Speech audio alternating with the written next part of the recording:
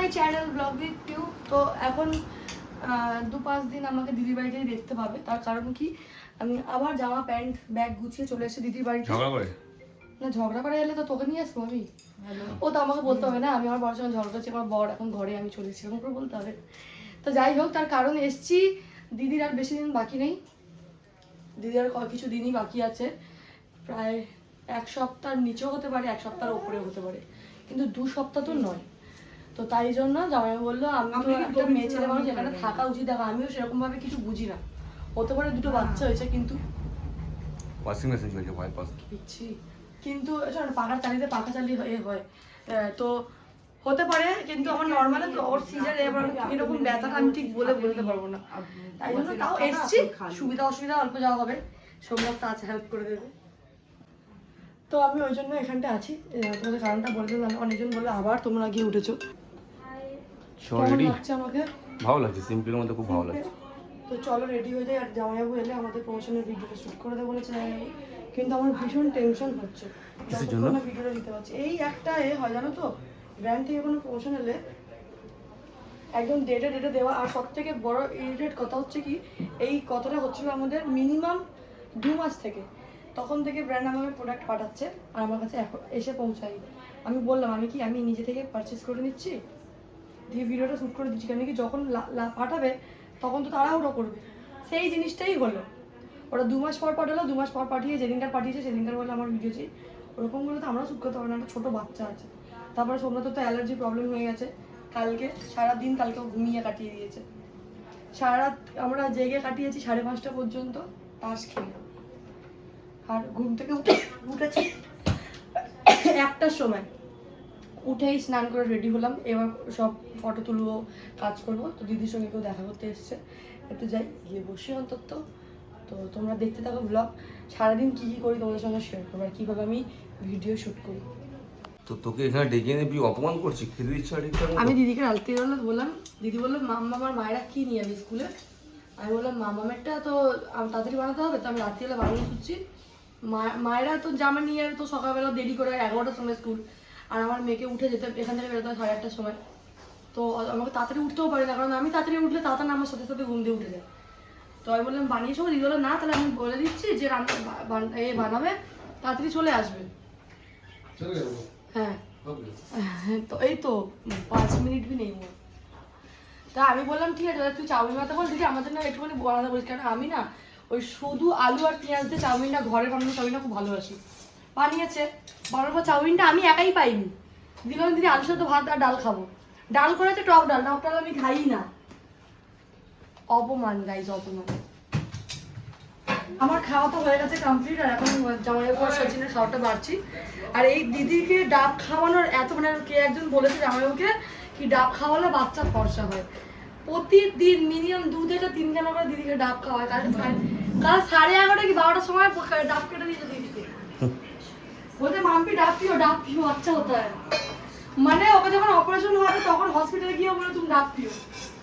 और डाब पीने से डिहाइड्रेशन कम होता है, और बोला जाता है कि प्रेग्नेंट औरत को जब आखिरी का 8 महीना या 9वां महीना हो तो डाब ज़्यादा पीना चाहिए। उससे क्या होगा कि पेट में पानी रहेगा और बच्चा सही रहता है।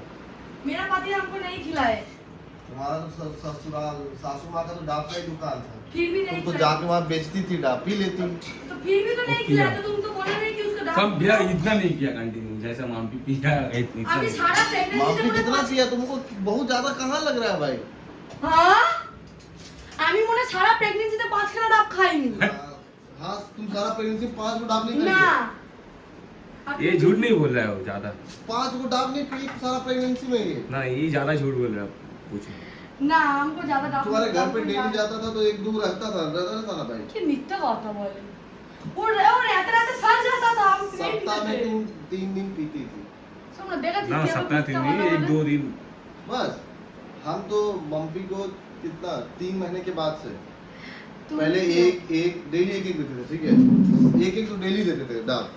उसके बाद जैसे 6 महीना 6 या 7 महीना घुसा 2 और अभी बचा 8-10 दिन बचा है 3।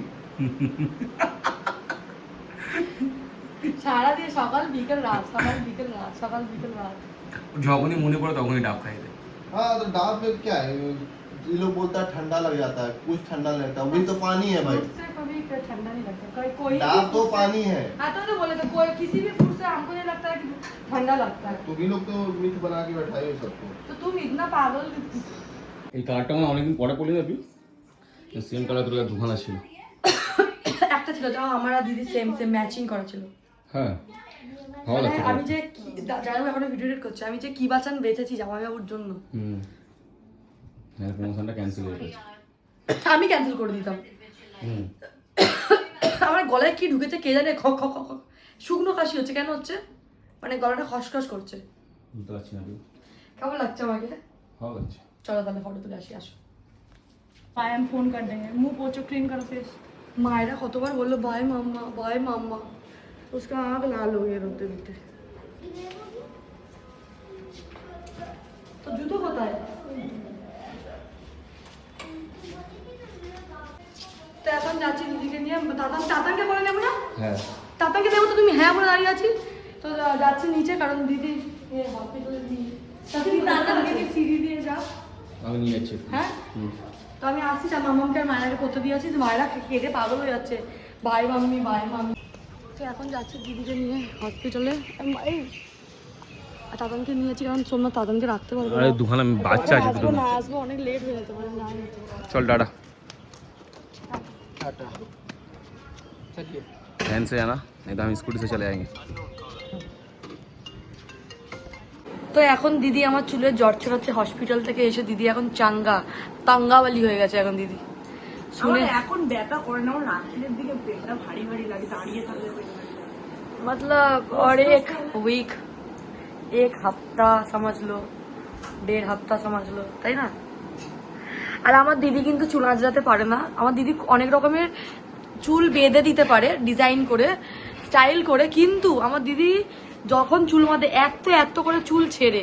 আর আমার দিদি কিন্তু চুলের জটও ছাড়াতে পারে না, আমার বাবার মতন, আমার বাবাও পারে না, একদম মাথার কাছে চুল কালার করেছিলিস না, এখন হ্যাঁ। তুই কেটে দিয়েছিস। চুলটা ফ্রিজি হয়ে আছে না। হ্যাঁ, না মানে এইগুলো ফ্রেশ হেয়ার, এই নিচের এটা হ্যাঁ এখানে অল্প কালার আছে।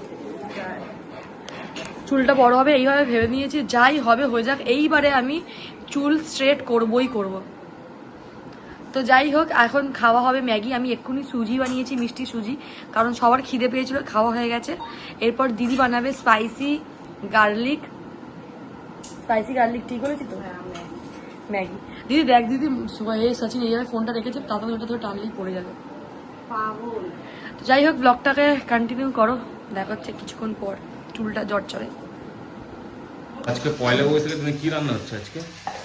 আজকে পয়লা বৈশাখ স্পেশাল হচ্ছে মাটন, যেটা হচ্ছে আমি মাসিকে বললাম তাড়াতাড়ি এসো, মাসি খুব তাড়াতাড়ি এসছে, কেন? ততক্ষণ আমার ভাত বসানো মাংস বসানো হয়ে গেছে। তো করছে মাটন, একটু বাবাকে দিয়ে আসবো, বাবা বলতে আমার শ্বশুরকে দিয়ে আসবো, একটু শাশুড়িকে দিয়ে আসবো, তাই জন্য তাড়াতাড়ি উঠেছি। আমি তাড়াতাড়ি, আমি অ্যালার্ম দিয়েছিলাম 8টার সময়, আর আমি উঠেছিলাম 9:30টার সময়। আর সোমবার মাংস আনতে গেছে 10টার সময়, আর আজকে তো ভিড় হবেই। আর আমি হচ্ছে নতুন চাদর কিনবো বলে আমি তাঁতুল করে যাচ্ছি, যাতে সিটি স্টাইলে একটু ঘুরে আসবো, নাকি অফার তো আজকে লাস্টের দিন, কিন্তু বাড়ি দেখবো আর কালিয়ার দিয়ে চাদর কিনে নিয়ে আসবো। আর এই হচ্ছে আমার মটন কষা, যাতে সোমনাথ চর্বি ভরে চর্বি নিয়ে যেতে এক গাড়া। তুমি খেতে ভালোবাসিস। তাই বলে এত না ভালোবাসি। মাসি ছোট বেশি কুকুরটাই তুমি আমাকে দাও, কিচ্ছু করার নেই। তাই না, ঘরে জিনিস থাকতেও আমাকে চাইতে হয়। তার কারণ হচ্ছে বড় প্রেশার কুকারটা দিদি নিয়ে গেছে, সে আর দেয় না। দিদি ওদের শুধু তো ওর লাগলে আবার ফোন করে বলবে বোন এটা দিয়ে যাবি রে, সোমনাথকে দিয়ে আসবে, কিন্তু আনার সময় না ওরাকে দিয়ে যাবে না সোমনাথকে নিয়ে আসবে। এটা একটা ব্যাড হ্যাবিট। এই পেস্টগুলো ধো আগে। ধোয়া বেশি কুকার না ধুয়ে না তাও একবার। বাট আরে এই দেখ